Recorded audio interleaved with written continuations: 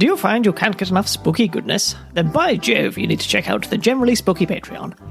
For the princely sum of £4 a month, you can enjoy our main episodes a whole day earlier than the general public.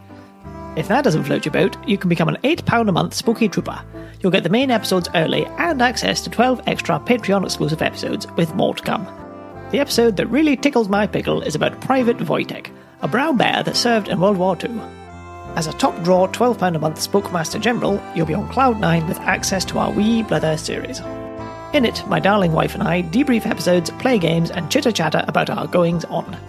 You'll also become a member of the Spooky Book Club, where Eilidh is currently reading us Peter Pan, having just finished Dr. Jekyll and Mr. Hyde. Simply marvellous. Did I mention you also get 10% off our quality merchandise if you join? You bet your bacon you do. So come join us. Get your peepers over to patreon.com/generally spooky and support your favourite rapscallions. Tally-ho! Attempted murder on a ghost, cursed paintings burning houses down, and lighthouse keepers disappearing without a trace. The world is filled with astonishing stories that will make you go and shrug, saying, "Well, I don't know what's going on here, but it is certainly strange." My podcast, Certainly Strange, is a collection of these bizarre tales. Each episode I tell a separate story and share my own unfiltered opinions and theories about it. If this sounds interesting to you, come and join me on this journey through the strangest parts of our history. Kieran has a can of nitro coffee. I do. So get ready. So if I progressively talk faster and faster as this episode goes on, we know why. Welcome to the Generally Spooky Podcast. Hello everybody. Hello and welcome back. Welcome or welcome back. We chat about Scottish history and Scottish spooking. Spooking. That is what we chat about. I am not professional. I'm Kieran. I'm going to be listening today.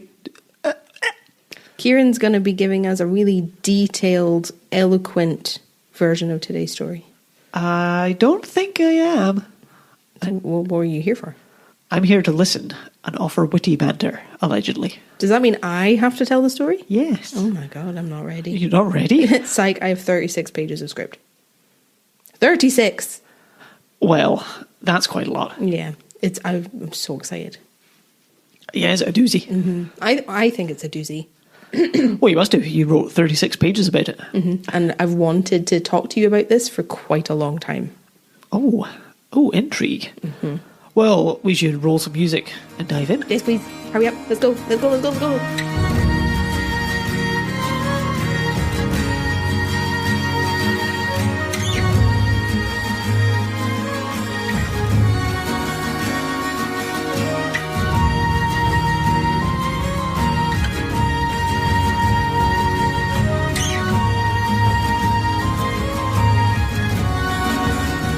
Well, this week we are talking about an Edinburgh legend. An Edinburgh legend? Yes. Oh, we've been to Edinburgh for a wee while. Right? I don't know why, I always feel like if I talk too much about just Edinburgh, it's stuff that people have heard a lot. Yeah. So I don't want to talk about just Edinburgh all of the time. But this is such a good story. And I realised I lied because we talked about Edinburgh 2 episodes ago. The season 4 finale was on Mary King's Close. That was season 4. That was years ago. Well, yeah, like months-wise, it's been a long time since we have talked about Edinburgh. That was years ago. Yeah. But I don't like talking about it exclusively because I feel like if you're interested in Scottish history, you probably read a lot about Edinburgh because it's the capital. Wait. And it's a very old city.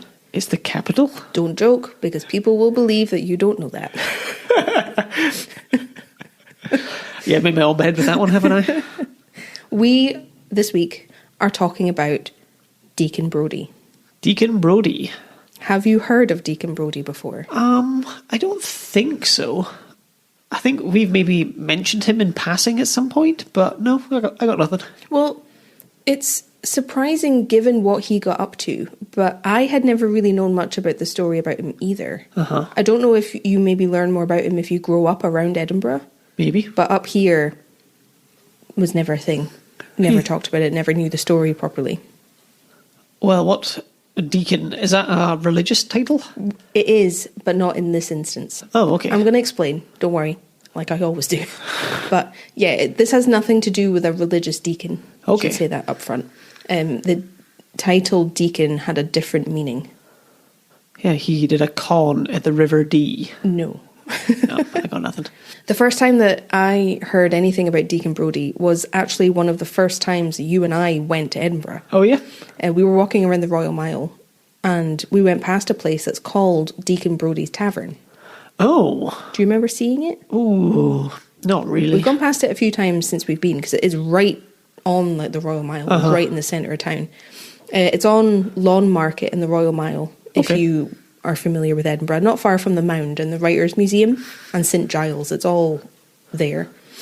On the side of this pub, there's a massive mural talking about the life of the place's namesake, Deacon Brodie. Okay. Here's what the mural says. Deacon Brodie, born 28th September 1741. Executed 1st of October 1788. Okay. William Brodie, Deacon of Wrights and Masons of Edinburgh, was the son of a cabinet maker in Lawn Market. He was born in Brodie's Close and hanged near St Giles, both places being just a few steps from the tavern which now bears his name. Okay. In manhood, Brodie's baseness inspired Robert Louis Stevenson to write that famous classic, Dr. Jekyll and Mr. Hyde. Oh. By day, William Brodie was pious, wealthy, and a much respected citizen.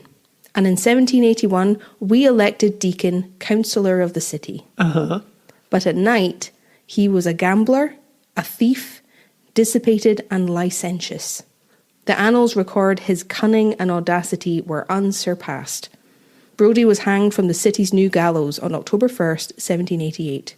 Ironically, he designed the gallows that were to eventually seed his fate. Ooh. Oh my God. What do you think about that? So much intrigue. We did Jekyll and Hyde as the book club on Patreon last year. Yeah, over on Patreon we have a book club where I read a chapter of a classic every week until the book is finished. And if you join the Patreon, you get all the back episodes of the book club, so you can listen to the whole book because we finished Jekyll and Hyde now. Yep. So I'm very familiar with the story, so that's a lot of excitement. Yeah, Kieran edits the episodes, so he's been listening to them as I go. And I wonder if he designed the gallows that he got hung on, that's maybe come up before, that he designed the gallows. We'll just have to wait and see. Well, okay then. Well, don't let me rush you. Are you intrigued? That's basically all I'm hoping for. I want to hook you. Yes. Excellent. So let's get into it. William Brodie, and I'm going to refer to him as Brodie from here on out, I think, was born on the 20th of September 1741, like I said already. Yep. He was born just before the Jacobite Rising. We talked about that last week with Colonel Anne. Yes. So that's where he falls in the timeline of history. Yep. And he was born into a very well-to-do family. They had money. His father's family were descended from the Brodies of Brodie Castle. Oh, okay. Which is in our neck of the woods in Murray. And we have an extra episode on Patreon all about Brodie Castle. We do indeed. Which was only just released. Brodie's grandfather on that side of the family had been a lawyer, so he had lots and lots of money. Very good, very good.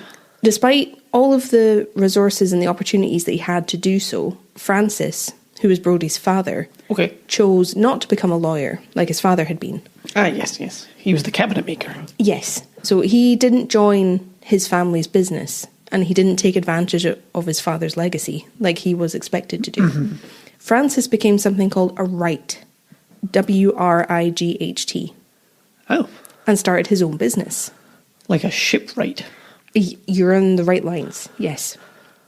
A wright is a kind of old-fashioned term for a general craftsman. Okay. With lots of skills in different areas. So they're very handy. They can do lots of different things. He could have been described as a contractor, a cabinet maker, carpenter, surveyor, drafter, architect, and structural engineer. It's like a handyman, but one step up.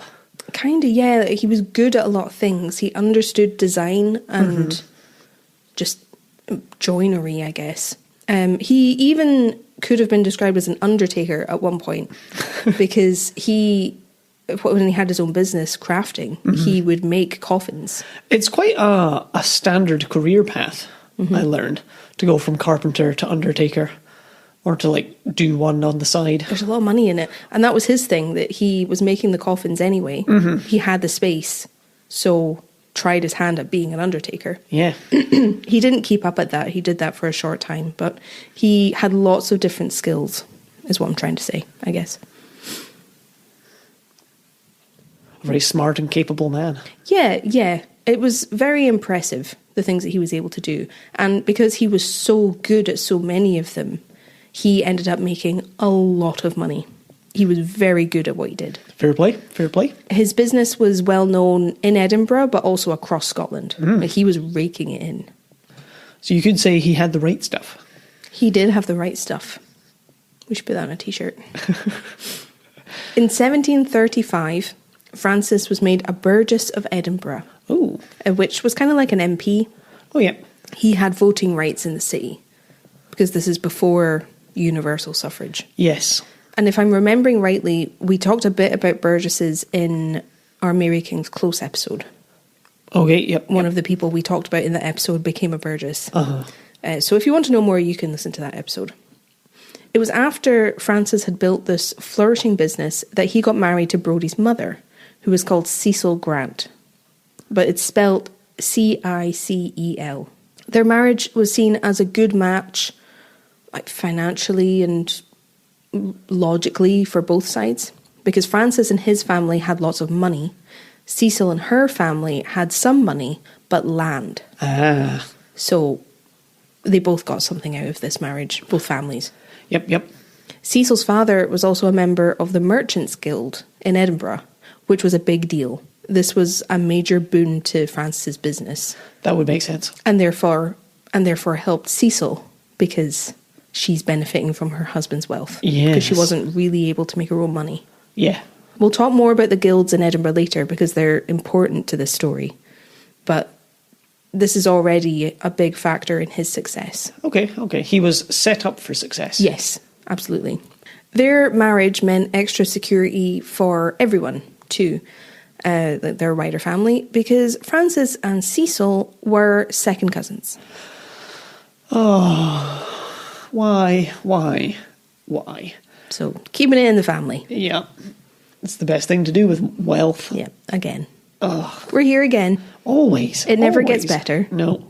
At least they're second cousins this time. That is a bit better than just full-blown cousins. Yeah. Which they were not long ago. Yeah. Oh, it's always just icky. Yeah. Well, it was another reason that they wanted the marriage to happen. Yeah. Because they trusted each other. That the families trusted each other. Because they were the same family. Yes. Francis and Cecil had only been married for about a year when Brodie was born in 1741. Oh, yes. So very traditional, or very fortuitous that they were already married.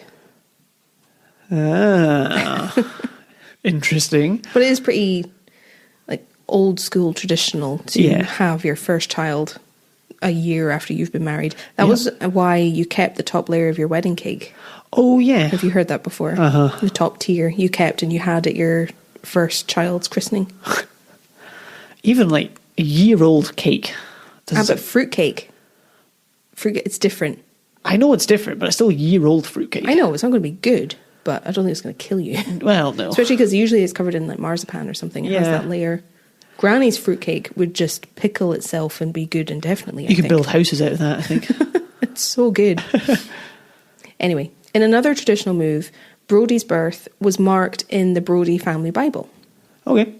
I don't know if there's people who still do stuff like that. It's kind of sweet that they had this family Bible and they noted when they were married and when he was born. That's nice. Throughout Brodie's childhood, Francis only became more successful. He kept getting better and better. His business was booming, he was doing extremely well, and he had started building a portfolio of property that people would kill for now, because he owned several places in the centre of Edinburgh. Ooh. Now, if you know Edinburgh, he had property off the Horse Wynd, I'm not really sure where that is, but near World's End Close. Oh. So he owned property there. Damn. which you would not be able to buy now. Crazy. Oh, well, he's doing very well for himself. And for his son. Interesting. As Brodie got older, he was educated and prepped to take on his father's business, because that was the done thing. Yep. You wouldn't want the business to just peter off. Oh, that was the done thing, even though it's not what his father did. Yes, yes. And with how well Francis had done, I can see him being keen to secure its future. Absolutely. Because that was his life's work. Yep. However, Brodie hadn't wanted to become a wright like his father, just like his father hadn't before him. And I bet his father was raging about it. I read that Brodie actually wanted to join the Navy and work at sea, but he never did, even though Francis was wealthy enough that he could have paid for him to join. You know, that thing we've seen before where they buy their like commission. Officership. Yeah. He could have afforded to do that, but he didn't. Fair.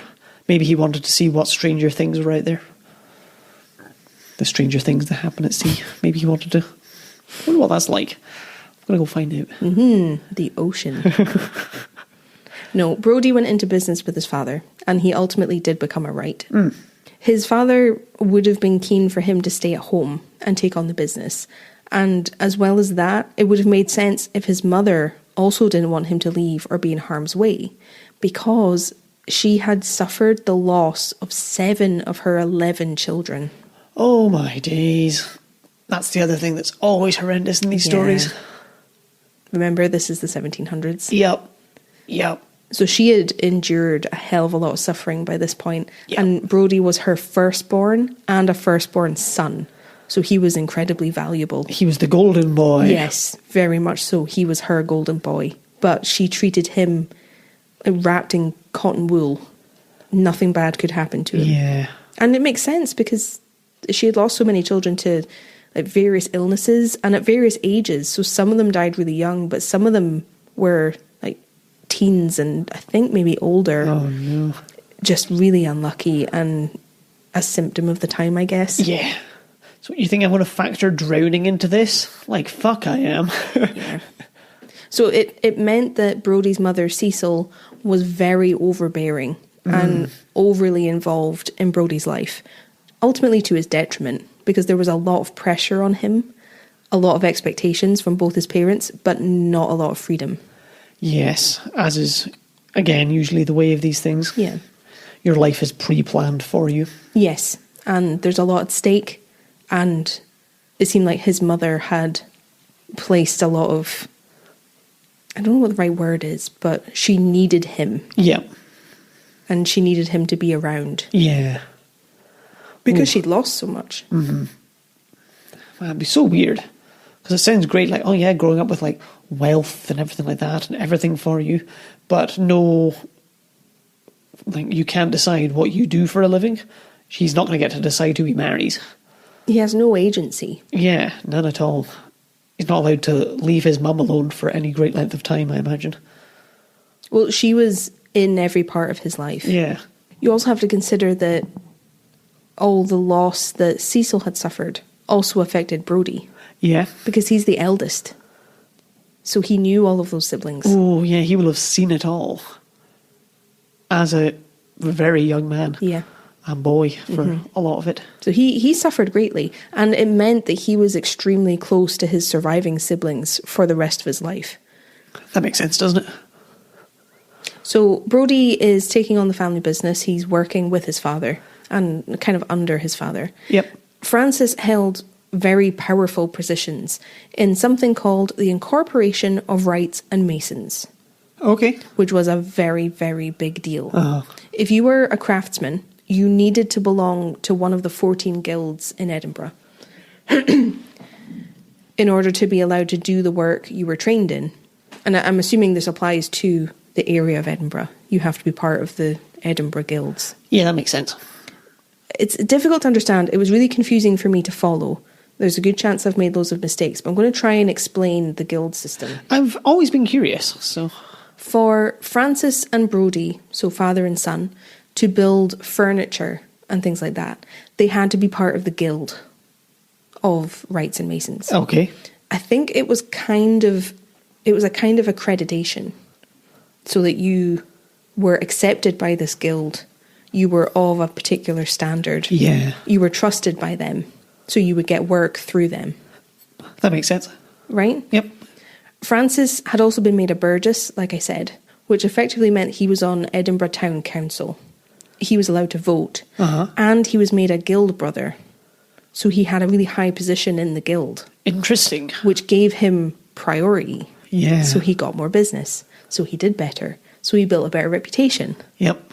And the rich get richer. Yes. At some point, both Francis and Brodie, the dates are a little bit iffy, I think it was both of them, were elected as deacon of the Incorporation of Wrights and Masons. Ah. So this is where the title deacon comes in. It has nothing to do with religion. Yes.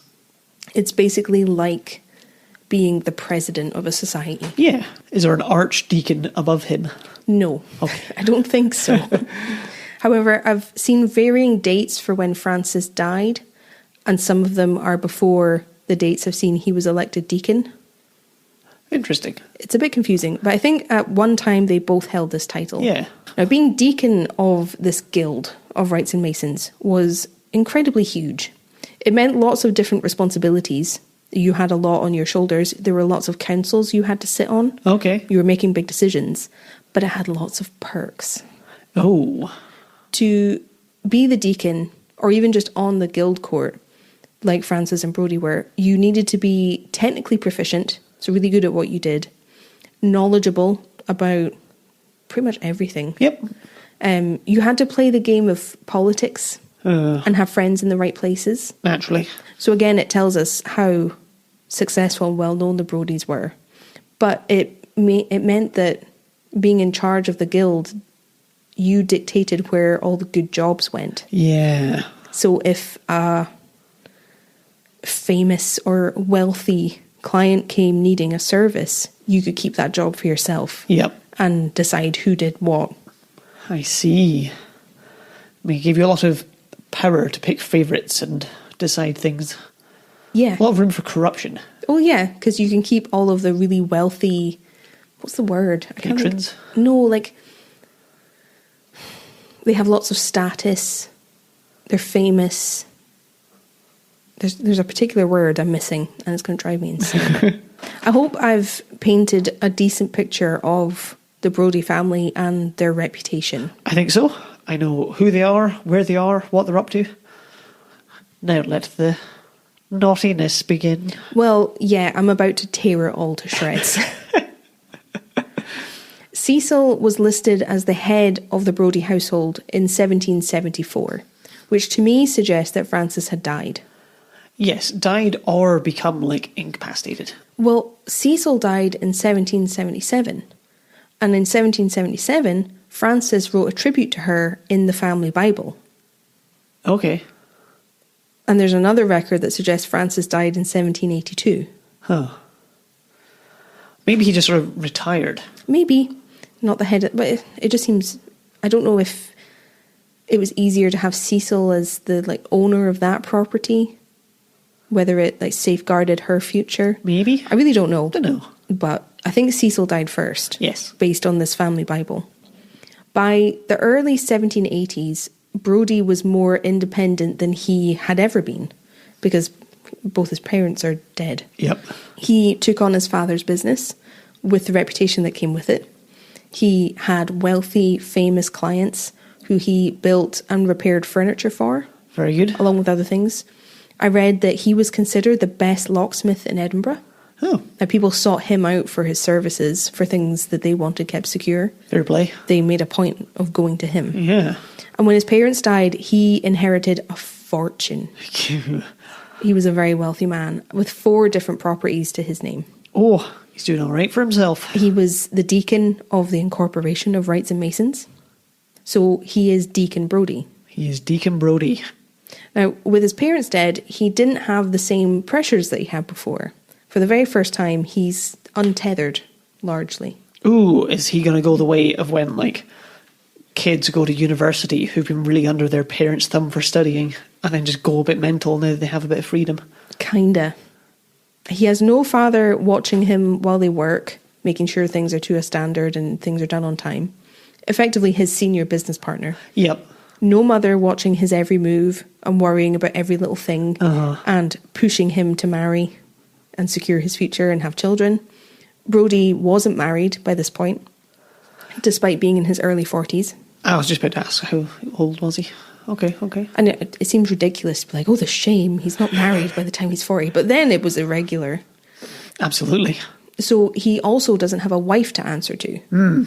He doesn't have those obligations. He's a bachelor. Yes. Living that Clooney life. It means he could indulge a little. Yeah. He could live a little. Just relax, man. Right? Take the edge off. Do some coke off some strippers, you know? Is that what you're going to do with all your McMillions? Yes. That's on my bucket list. No, it's just, I assume where he's going with this. Well, 1700s equivalent. Brodie developed very expensive tastes, befitting his luxurious income and inherited wealth. Yep. He was part of the Edinburgh Cape Club, which was a super exclusive club where he rubbed shoulders with the who's who of Scottish society. He met Robert Burns at this club. Damn. But eventually, the Cape Club didn't really cut it anymore. Ooh. And Brodie ended up in far less desirable and reputable places. Does he need to be part of that, like, sex cult that apparently Benjamin Franklin was a part of? He doesn't quite go that far. To the like, met an underground cave or something? I can't remember. Is it the Hellfire Club? The Hellfire Club, yeah. Maybe that'd be more his speed. That's kind of where he's going. Yeah. You're getting the vibe. Oh, another wine mixer. Cool. That'll be nice, I suppose. Brodie started becoming a regular of a tavern on Flesh Market Close, which we've walked past. It has all the stairs. Ah, the Flesh Market. That's where the strippers come in, I assume. Stop talking about strippers. No. Keep your hobbies to yourself. He went to this tavern a lot and he developed a proclivity for gambling. Oh, okay. He liked it a little too much. He often drank through the whole night, playing dice and cards until the early morning. Thankfully, he had a good assistant. A foreman called Robert Smith, who helped him when Brodie needed extra hours of sleep in the morning to make up for the late night. Robert Smith would pick up the slack with the business and the people he was working with in the morning. I see. I thought he was there at the club, like, keeping an eye on him. No. He would work for him in the morning. Got you. He was his assistant all the time, but he picked up the slack in the morning. Yeah. Okay. It's going to be quite a slippery slope from here to getting hanged. Yeah. I'm curious what's to come. Well, it's why I wanted to tease the ending. Yeah. I think it makes it more compelling because you know that this freight train is coming. You can't avoid it. The snowball started rolling. It's picking up speed and size. Brodie met a man called Michael Henderson who owned a different tavern on Grassmarket. And Brodie became embroiled in the cockfights that were held in secret there. Okay. Roosters. Okay. Not like poultry. Crossing swords? No. Okay. No. Not that? No. The poultry Not punching. Naked wrestling. Oh. Cockfighting. We do as the Romans did. On top of all the cockfighting, Brodie found himself not just one mistress, but two. Well, got to keep your hands full. You know, idle hands make the devil's work. Just have two for one on each side, you know. I think idle hands would have been better. Or maybe this is because he has idle hands. Maybe. I mean, he's set for life, so... Yeah. Those cabinets aren't going to make themselves, sir. He was fly, though, because neither of the women knew that the other one existed, despite both of them having his children. Ooh. That's awfully complicated. And as far as I know, none of Brodie's friends or family knew about these two women or the children that they'd had. He kept them secret from everyone. That's almost quite impressive, really. Like, Edinburgh wasn't that big. To have two independent secret families when you were a well-known figure. Yep. Damn. A woman called Anne Grant was the favourite of the two. He was with her the longest and had 3 children with her, including his eldest, who was a daughter called Cecil after his mother. Well, that's nice. Their son was also called Brodie, and their third child, another daughter, was called Jean after one of Brodie's sisters. Oh. So he was willing to have the children named after his family. Yeah. So he cared about them a lot. So if she was a Grant, presumably she wasn't related to Cecil. No, just same surname. Yeah. Jean Watt was his second mistress, who he didn't hold in nearly as high esteem. He was pretty cruel to her. Oh, no. Especially because he already had a woman he was happy with. So why be with another woman in secret when you don't even like her? I don't know. Like, it doesn't make sense. Because you're a dick, basically. But they had 2 children together, 2 sons. One of them was called Frank, but I couldn't find what their second son was called. So he has these 2 women, these 2 families. I forget, I just call him a disappointment. Over several years, it seems that Brodie had indulged this life too far. No. Yes. I don't believe it. Yes. That all seems like it was perfectly in hand. A gambling addiction, missing work, and 2 mistresses is just setting you up just nicely. 2 families. Oh, yeah, sorry, 2 families. To provide for. Yeah. What could possibly go wrong? I know. He had created a good deal of money problems for himself. Like, he did this. Well, saw that coming. It isn't proven, but it seems like he racked up a pretty significant gambling debt. Yes. That he needed more money to pay off. Yeah. But, like I said, there's not proof of this debt. Brodie was still earning money through his job. Yeah. But even though he was earning a significant amount, it might not have been enough for how luxuriously he was living. No. With the gambling and the drinking and the treating himself and the 2 mistresses and the 5 children. You lay it all out and it doesn't sound great. You know? I'm just going to say it. At some point, something's got to give. Something's got to give. That can't keep going right. No. In 1786, I think about 4 years after the death of his father, Brodie met a man called George Smith. Now, Smith had travelled to Edinburgh from England with his wife, with hopes of starting a new trading business. But it seems that he was really, really ill by the time they got to Edinburgh. Ooh. So Smith couldn't actually work. He couldn't work for 4 months while he recovered. That is very ill. I think he had some kind of illness. I think I read somewhere he had some kind of fever and he had to be in bed. Like, he couldn't move. Oh, no. So a really bad start. COVID. I don't think it was COVID. Probably not COVID. Smith ended up boarding at Michael Henderson's tavern, the one that Brodie visited all the time. Interesting. And Smith ended up having to sell a lot of his and his wife's belongings and the supplies that they had brought to keep them going and to start their business. Yeah. Because he wasn't working. They had to sell their horse, which was a crippling blow because they were intending on running a horse and cart trading business. Well, that's a step in the wrong direction. If ever there was one. But he doesn't have an option. Well, it's better than starving and being homeless. So they'd come to Edinburgh. Things were not going well. Hearing all of that, you can see how Smith would be in a position of needing money. Yes. Pretty badly. Yes. It was also around this time that Brodie met 2 other men, Andrew Ainsley and John Brown, although John Brown used Humphrey Moore as an alias, but I'll refer to them as Ainsley and Brown. Okay. The 4 of them together were a pretty bad mix, to say the least. Brown was actually on the run from the law at this time, because he had been sentenced to transportation and had bailed. Yep. Well, it's not a very savoury crowd to be a part of, is it? But this didn't bother Brodie, because in meeting these 3 men, Brodie now had his dream team together for what he now wanted to do. Oh, theft? Is he going to murder the person he owes all the gambling money to? Brodie wanted to carry out robberies. Well, I can't see this going well. No. Apparently, one night when they were all together, Brodie said, "Several things could be done in this place, if prudently managed, to great advantage." It's a bold dream, a big one, for the man that already had everything. Yeah.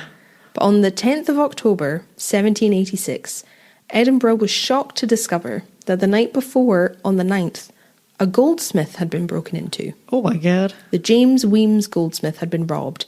And here's a extensive list of everything that was stolen. Okay. You ready? Because this is long.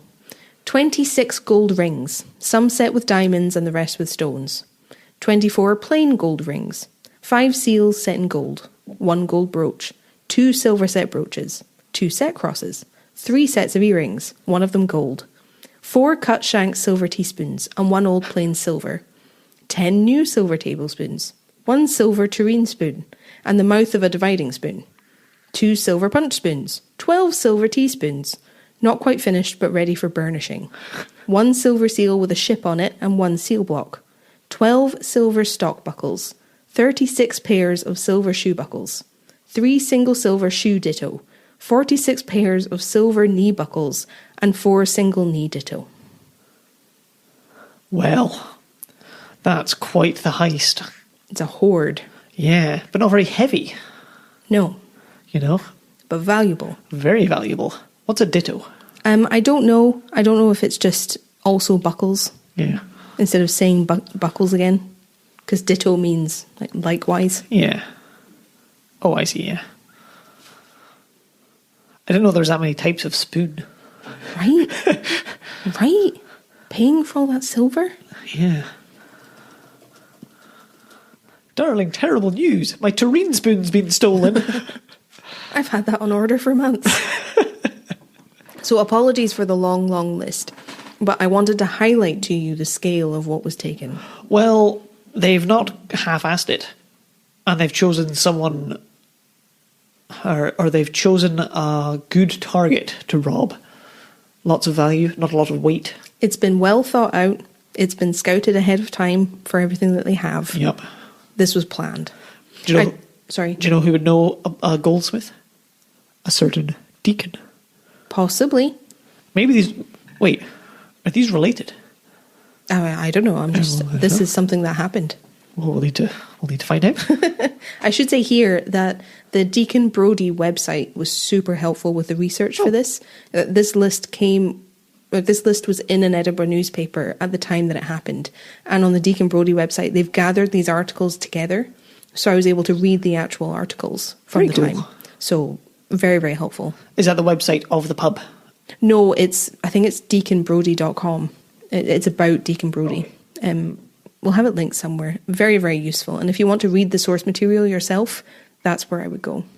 So that's a pretty big haul, a pretty big robbery, not long after Brodie had been introduced to Smith, Brown and Ainsley. Yep. The dynamic trio. Okay. A couple of weeks later, a hardware shop was robbed. Oh. Davidson McCain Hardware on Bridge Street. Oh, that was such a nice shop too. Heartbroken.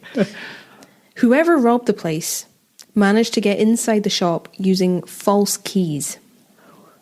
Well, you need a pretty good locksmith to make a false key. Brodie was Edinburgh's foremost locksmith. Yeah. I think there's something afoot here. Brodie knew how to make false keys using putty to make casts of the genuine ones. Damn, well, he's in a pretty prime position for these things. Yes, I'm gonna clear any vagary here and say that this was the gang who committed the robberies. I am shocked. They made their way into the hardware shop, and it seems like George Smith took the lead on this burglary. He went in and he cleared the place out, and one of the others stood watch outside. Yep. Now, Brodie apparently stayed outside the shop and actually shouted at Smith to hurry up because he was taking too long. Now, if clearing the place out of this small business wasn't enough, 2 weeks later, they broke in again to make sure that they had taken everything valuable. Just double checking that they hadn't left anything behind. Well, that's a shame. But Smith heard movement once he was inside the shop this second time and bolted so he wouldn't be caught. Well, he's got one brain cell at least. The nerve. Horrendous. Horrendous. But I have heard of that happening, like, generally. Yeah? Mm-hmm. Yeesh. Did he leave the taps running and declare that they were the wet bandits? These are not the wet bandits, okay. no. Especially because I'm not convinced they had running water. Tip over buckets. Oh, you don't want to do that. No. We are the shit bandits. No. No. After this second attempt that Smith had to bail out on, Smith and Brodie actually made a point of wandering past the shop a few more times that night, but kept seeing a guard patrolling nearby on the street, so they couldn't try a third time to rob the place again. Let it go, boys. You know, there's plenty more fish in the sea. That is an important sentiment that you need to remember for the rest of the story. Yeah. You never give up when you're on a winning streak. On the 8th of December, 1786, a tobacco shop was robbed on the Exchange, right in the middle of Edinburgh. We talked about the Exchange in our Mary King's Close episode. Yep. Because that's what was built on top of Mary King's Close. Yes. For merchants to trade out of. So they robbed a tobacco shop in the Exchange. Between £10 and £12 was stolen in cash. Okay. And this is at a time when £7 could be a yearly salary. Oh, damn. So this was significant money back then. Yeah. Especially to a business. I think I read somewhere that... it might have been on the Deacon Brodie website, actually, because there was a job listing for a lighthouse keeper. Oh, yeah. Like, around this time. And the lighthouse keeper was being paid £7 a year. Ah, I see. That's where I got my information. Now, this robbery wasn't actually confirmed to be Brodie and his gang, but it is widely considered to have been them. Oh, interesting. So maybe another opportunist was like, I should get in on a robbery, but just one. Well, I don't know if anyone was connecting the dots at this point. Ah, yes. But it could be the same sentiment. Oh, lots of robberies are happening just now. Maybe mine will just slip under the radar. Yeah. Or it'll be harder to find me. So it's not confirmed to be them. But it would be a pretty safe bet. Yep. If you were a betting man, I would put my money on it being them. If you were a gambler, then I would rob to make up for my debts. yes. Presumably the Kellogg's factory is next. The Kellogg's factory. Why is the Kellogg's factory next, Kieran? Because that's who you'd rob if you were a serial burglar. Have you been subjected to jokes that just really had a negative impact on your day? We think you deserve compensation.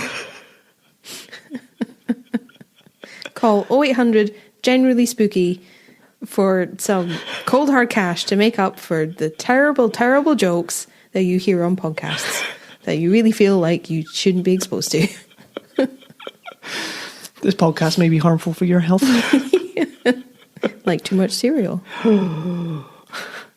It is now Christmas Eve, the festive season. Season of goodwill to all men. Mm-hmm. Except John and Andrew Bruce, who own and operate a hardware shop in Edinburgh. Mm-hmm. On Christmas Eve, the shop was robbed. It's cruel. Straight out of a Dickens novel. Mm-hmm. Here's what was stolen from the Edinburgh Evening Courant. Current is Courant. Current? No idea. The newspaper. The following articles carried off: a lady's gold watch, enamelled back, figure offering up a gift to its Hymen, but Hymen was a Greek god. Oh. A large plain gold watch, caped and jewelled. A small second-hand gold watch. Maker's name of these three, J.J. Jackson, London. One small single-cased watch, maker's name Innes. 2 silver watches, name Armstrong. Several gold rings, breast pins and lockets, plain and set round with pearl for hair device. A few pairs set knee and shoe buckles. 2 lancet cases full of lancets. All the rings, breast pins, lockets and set buckles are marked in the underside with a sharp nail, the initials of the shop mark and the selling price plain figures. That's not what I thought you get from a hardware store. No, it's not nails and... That's exactly what I was thinking, like nails welly and boots. Yeah. Well, that's quite a haul. Yes, which explains why they were a target. Yeah. Now, I also have it in my notes that Hymen or Hymenaeus was the Greek god of marriage. Ah, yes. Just to clarify. I have it in my notes that they better watch out. Stop. No. Brutal to make a robbing like this at Christmas. Yeah. Come downstairs. Has Santa been? Oh no, someone's nicked all my stuff. That's... Very valuable stuff. Yeah, that's not good. That's not good at all.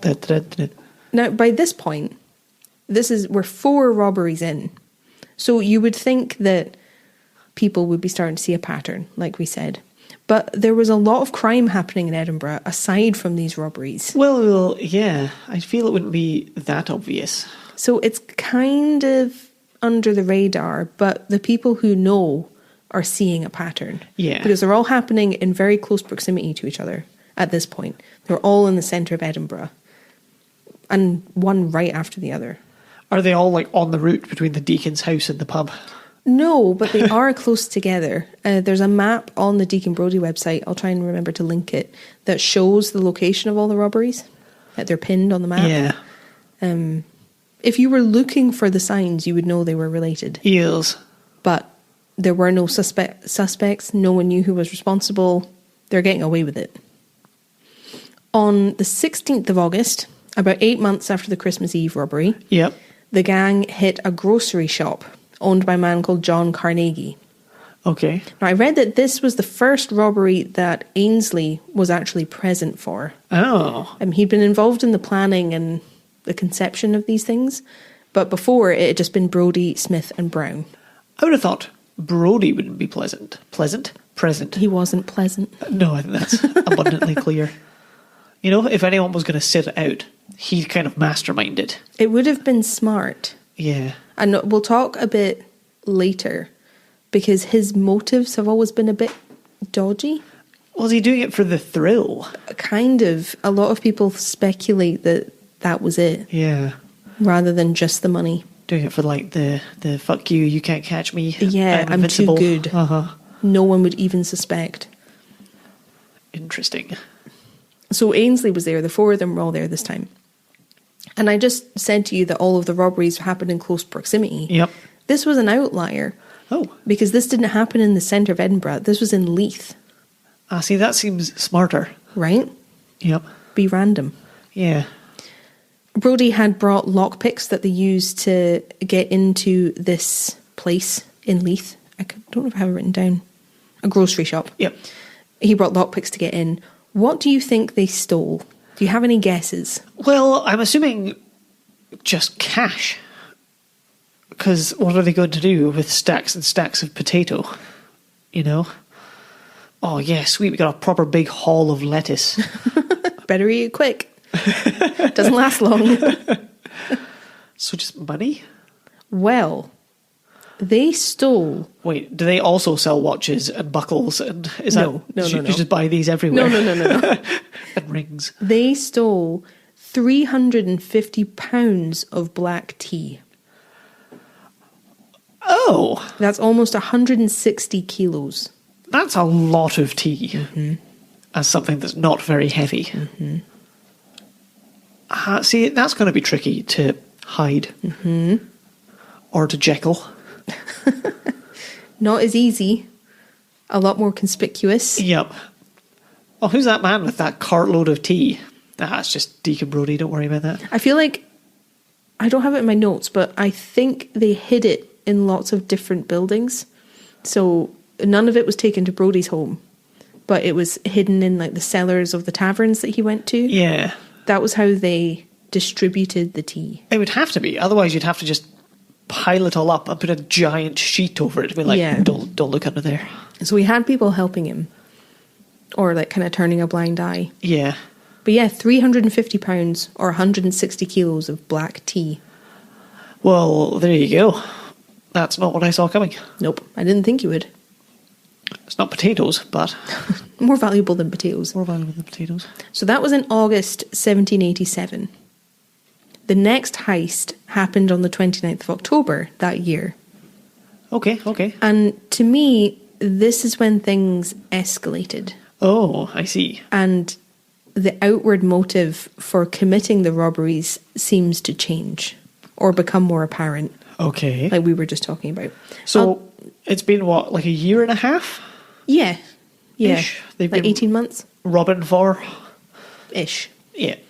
And they've been getting away with it. Well, yeah. No one has suspected a thing. But I'll tell you about this heist and you let me know if you see what I'm talking about. Okay. On the 30th of October, one of the Edinburgh newspapers reported, "Whereas on the night between Monday and Tuesday, the 29th and 30th current, some wicked persons did feloniously break open the doors of the library of the University of this city and steal the university mace." What's a mace? I'm going to tell you. Okay. You have seen a mace before if you're into any kind of like medieval gaming or history. A mace is a weapon. Oh, that type of mace. Yes. So not a can of mace. A weapon. Ah, well, you would only steal that to prove you can steal it. Well, this was purely ceremonial. I'm going to tell you a bit about this mace in a minute. But purely ceremonial, that's what was stolen on the night of the 29th. Yeah. A later statement by George Smith explained that he, Ainsley Brown, broke into the University of Edinburgh at about 1 a.m. using a false key, broke into the library with a crowbar, and stole the university mace. And this was after reconnaissance of the building that Brodie had taken part in and planned. But he didn't actually commit the robbery. Yep. An important detail is that when Brodie and Smith were checking out possible places to rob, Brodie was the one who clocked the mace at the university and said the words, "They must have it." And he became fixed on stealing this mace. Yeah. Now, it had its own legend. Apparently, a man called Bishop James Kennedy had 6 silver ceremonial maces commissioned from, quote, Parisian goldsmith John Mayer in 1461. All right. Unquote.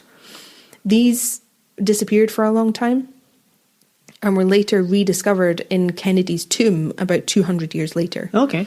And then they were divvied out to different Scottish universities. So St Andrews, Glasgow, Aberdeen and Edinburgh. But St Andrews got 3 because they're toffs. That is true. While this legend exists, this legend exists that it was this bishop who commissioned them and they were rediscovered in this tomb. Yep. And as far as I'm aware, the universities did have maces. Yeah. There's no proof that this was actually true, that the bishop had anything to do with it. And that's where these maces came from. I like it rediscovered in a tomb, not grave robbing. But there's no proof that that's where they came from. No. The mace in and of itself, without any attached legend, was valuable because it was made of silver. That's pretty cool. But its value was its ceremonial value. Yeah.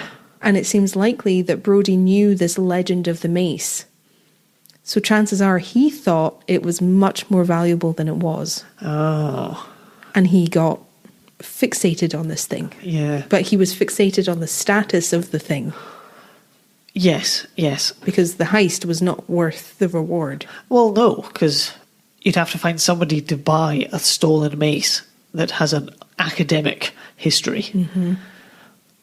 Not a lot of people are going to fulfill those two categories. That's going to be a hard thing to sell. Yeah. So this is different to robbing purely for financial gain. Yeah. To me. I think so. This is why I think this robbery is different, and it's an important point in our story. I once read a book about shipwreck divers. When they discover shipwrecks under the water, the thing they want is the bell, the ship's bell. That's the pinnacle. If you can recover the ship's bell, you get all the adulation and such because it usually has the boat's name on it, and you can identify it. It seems obviously they're not stolen, but it seems that same kind of status thing of wanting this mace. Yes, because he would know where he took it from. He knows the supposed history of it, the importance of it, and he managed to steal it. Yep. That's different to solving his gambling debts. Yeah, absolutely. Because if you're trying to get rid of debt, you're going to steal things that are super easy to sell on, like rings. Rings and tea. And buckles. This is different. This is more of your traditional movie heist. Yep. To me. I quite agree. Because I'm in no end of needing buckles, so buckles. I wouldn't ask too many questions if a man was selling me a silver buckle. I'm like, oh, thank you, my shoes have been falling off for weeks. I don't think you have a single pair of shoes that have a single buckle on them. I don't even have a belt you could change a buckle on. Precisely. So Point stands. A man needs his buckles, Ailey. I think this last heist tells us quite a lot about Brodie. I think so. Since the impression I got was that he masterminded the heist, but led the rest of the group to do it. Yeah, he's been the ringleader. Mm-hmm. Sounds like the smartest one. So that it kind of fits that sort of stereotype of criminal, doesn't it? That, and I think he's probably taking advantage of the fact that he's in a better position than them. Well, yeah. But also using them to his advantage because he has more to lose. Yes. So I think he's been quite sneaky, and he's using them. It's funny, he's just craving, like, disorder and chaos. It proves that having some kind of purpose is one of the healthiest things you can have. Yeah. It stops you just descending into madness. And having some agency. Yeah. Because if he had been able to make more decisions about his life, I don't think he would have craved this so much. Oh, you have to assume not. Because he's the mastermind. He's in control. Yeah. And he's making these decisions that he knows other people wouldn't want him to make. And it seems that that's only happened after his parents died, who were dictating his life up until his 40s. Yeah. Can't even imagine. So it's Christmas time, 1787. Okay. And the group once again strikes during the festive season. So mean. So mean. And it shows they have nowhere better to be. Which is a shame. I know. This time they robbed John Tapp's house. His house. The plumber. No. What? What? He owned a shop. And they knew that Tapp, like many Edinburgh shop owners, lived above his shop. Yep. The group knew that Tapp kept the key to his shop on the inside of the door. Now, I'm not sure exactly where. Yeah. I can't picture it, but this was very common. Lots of shop owners did this. The same key that unlocked his shop unlocked his home. I think so they knew where this key was. It was easy to get to. And it gave them access to everything. Yep. I feel just a lot of people do that. You have a bowl for your keys by the door. I don't think it's that uncommon. But like hanging by the door. Yeah. This one key. Even still, I feel that's quite common. Not for a shop. Yeah. But if it was your house and your shop, you would just, oh yeah, that's where I put the key. Just leave it over there. I've never done that. But, it's quite common to have your hook for keys by the door. Yeah, I know, but I can't imagine doing it. Yeah. Well, I would, and I get robbed. I get robbed. Brown started chatting up Tapp in his shop, keeping him busy and distracted, while the rest of them broke into Tapp's house, using the key that they'd been able to grab by the door. Yes. So here's what happened. His associates, meanwhile, opened the house door with a false key and rifled the good man's repositories, making off with 18 guinea notes and a 20-shilling one, a silver watch, some rings, and a miniature picture of a gentleman belonging to Tapp's wife, which picture they broke for the sake of the gold with which it was backed. One wonders if Mrs. Tapp mentioned this loss to her husband. So wait, she had a picture of just some guy? Yeah, she had a picture of another man that they stole. That's a bit of a strange one, isn't it? Oh my. I guess unless it was their son, and maybe they were older, but maybe. It doesn't seem that way. Nope. Because this was noted at the time. Well, there you go. Interesting. So, again, very different to the university robbery. This is much smaller scale, but arguably more harmful. Yes. Because they've robbed someone's house. And more lucrative, because they've stolen some money. So again, the motive might be different. Yeah. Strange. But there is a gang of them, so you wonder, because they've had to negotiate with each other what they're going to do, whether the sort of the outliers and the weird ones are because they were working together. Yeah. I wonder if you could tell, from their personalities and the situations, who decided for, what robbery. Because the university one was clearly the deacon. It seems to be, yeah. But they all had money trouble. Yeah. On the 8th of January, 1788, they struck again. But before you start getting fed up, you should know that this was the group's last successful robbery. Uh-oh. The group robbed Ingalls and Horner's silk shop. Now, this was a shop right in the centre of Edinburgh, which was always surrounded by people and very busy. So this was a very difficult target to hit. Getting cocky. From what I saw, the shop was basically on the Market Cross, right in the middle of Edinburgh. Okay.